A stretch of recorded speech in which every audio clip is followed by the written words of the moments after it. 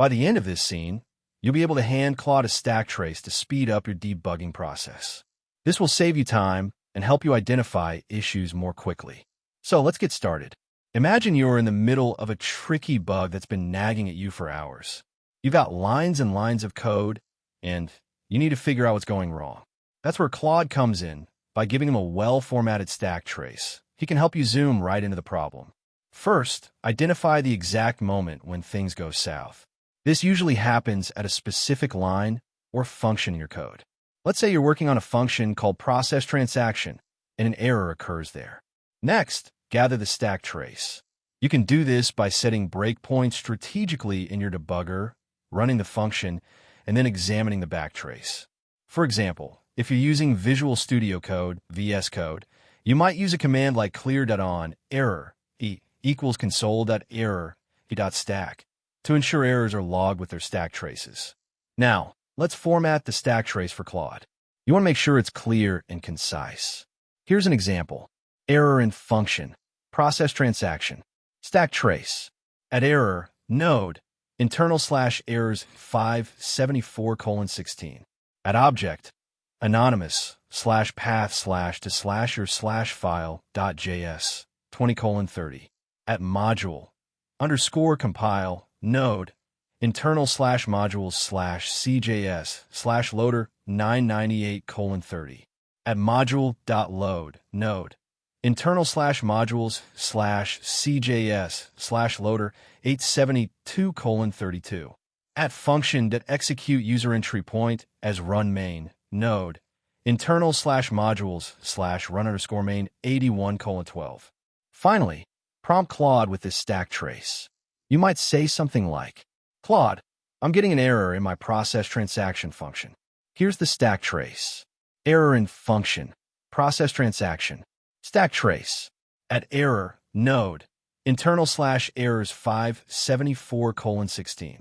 At object, anonymous /path/to/your/file.js 20:30. At module, _compile, node, internal/modules/cjs/loader 998:30. At module.load, node, internal/modules/cjs/loader 872:32. At function.execute user entry point as run main, node, internal/modules/run_main 81:12. Can you help me understand what's going wrong here?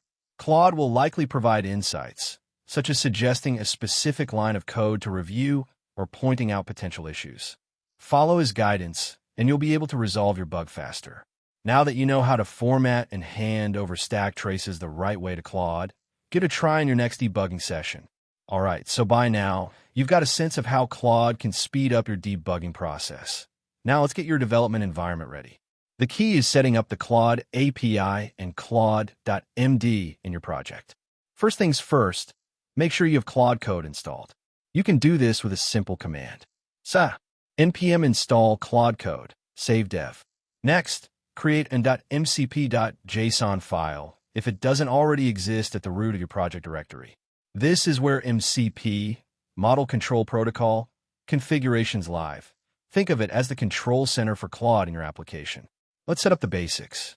Open a text editor and add this to mcp.json. JSON, log level, info, hooks, debug, enabled, true, functions log debug. This configures the log level to info, meaning you'll see important debug logs, and enables the debug hook with a function called logDebug. This is where we'll send our stack traces. Now, let's add a simple function in your project that will handle logging. Create or edit a file named index.js, or whatever the main entry point of your app is, and add this. JS, const logDebug equals require, Claude Code, function log stack. Try, throw new error, simulated error, catch error, logDebug error, log stack.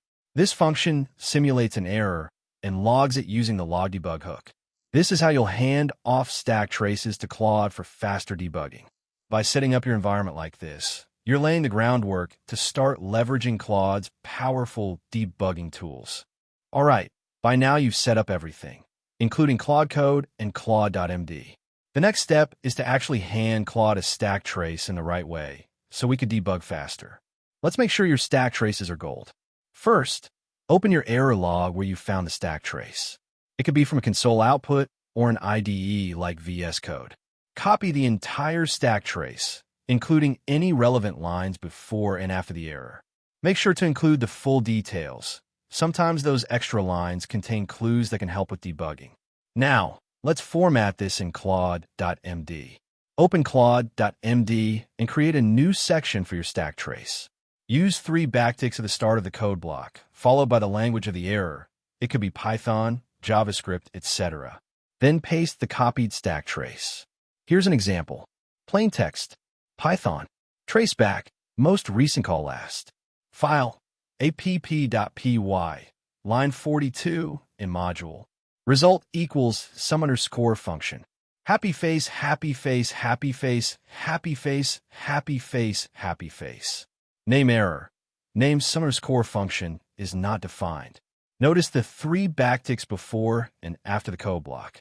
This tells Claude.md to render it as a formatted code block. It's important because Claude can parse and understand structured data better this way. Next, add context. Mention which part of your codebase this stack trace is from, or any other relevant information that might help Claude. For example, plain text. I'm getting the following error in my app.py file when I run the server. Add a brief description like this to give Claude some context. Finally, save Claude.md and send it off to Claude Code for analysis. You should see the stack trace formatted neatly on your screen, ready for Claude to dive into and help you debug faster. All right, now that you've got your stack trace all formatted nicely in a nice, clean file named app-crashstack.txt, let's get into Claude so we can start hunting down the bug. The key here is to craft a prompt that gives Claude just enough information to make sense of what's happening. You want to open up your terminal and run a command to send this stack trace over to Claude's API. Just like in previous scenes, we're going to use the Claude Tools package that comes with Claude Code. Let's start by navigating to your project directory. Bash, cd path/ to /your/project. Now, you want to create a new file for your prompt and add some context. Create a new file called debugprompt.txt. Plain text. I have an application that is crashing with the following stack trace. You can find it in app-crashstack.txt. Can you help me understand why this crash is happening and suggest how to fix it? Now, let's use Claude Tools to send your stack trace and prompt over to Claude. Run the command. Bash. Claude Tools submit app-crashstack.txt. Prompt debugprompt.txt is app name. Here's what each part does. app-crashstack.txt, the file containing your stack trace. Prompt debugprompt.txt, the custom prompt you created to give Claude more context. App name, a tag that helps organize the request in Claude's system.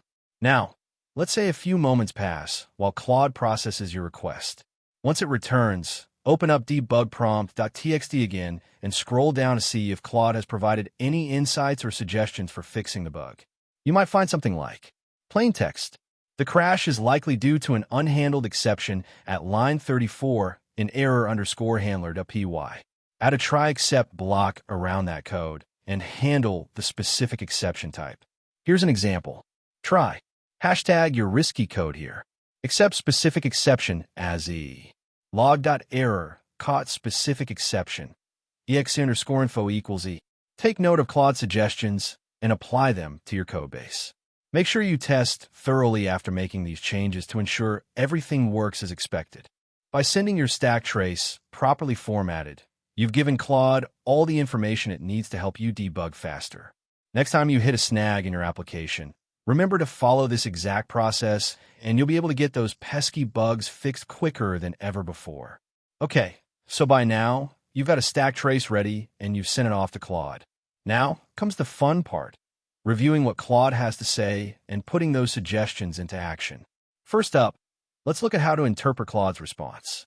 When you ask Claude for help with a stack trace, you might get something like this. Plain text. It looks like an issue in your network_handler function around line 42. This part of the code might be causing a timeout error. Claude is pinpointing specific lines and functions to focus on. Pay attention to these details because they can save you hours of manual debugging.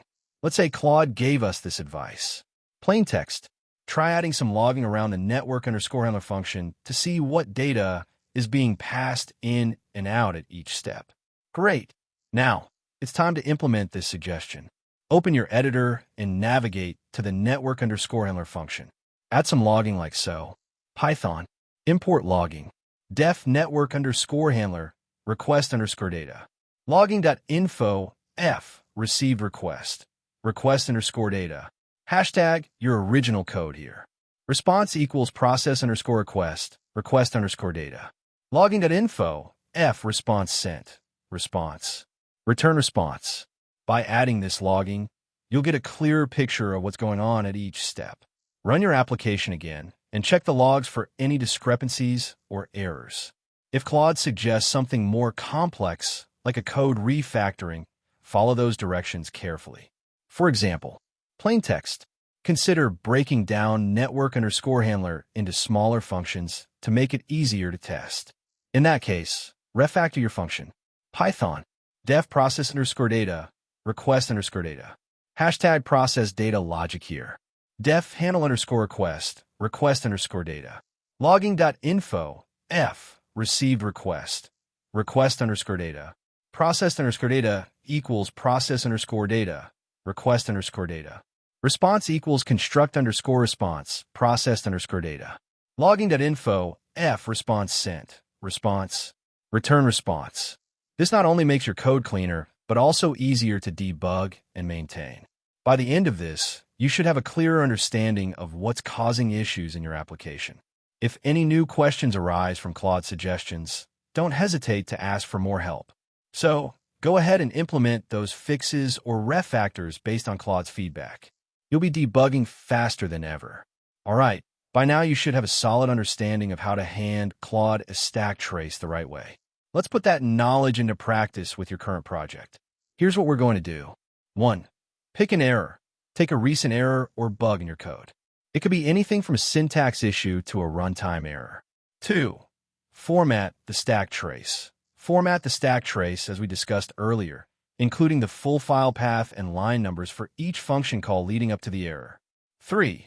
Use the Claude API. Use the Claude API to send this formatted stack trace and see if you can get debugging assistance faster than before. Let's go through these steps one by one.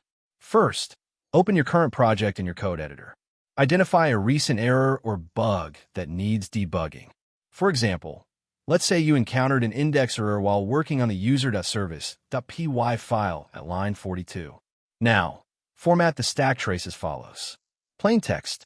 File /path//project/user.service.py, line 42, in some_ function. Data, index. Make sure to include the full path to your project and the exact line number where the error occurs. Next, head over to your terminal or command prompt. Make sure you have the Claude CLI installed and set up with your Anthropic API key. If not, install it using bash pip install Claude. Then, use the following command to send your stack trace to Claude.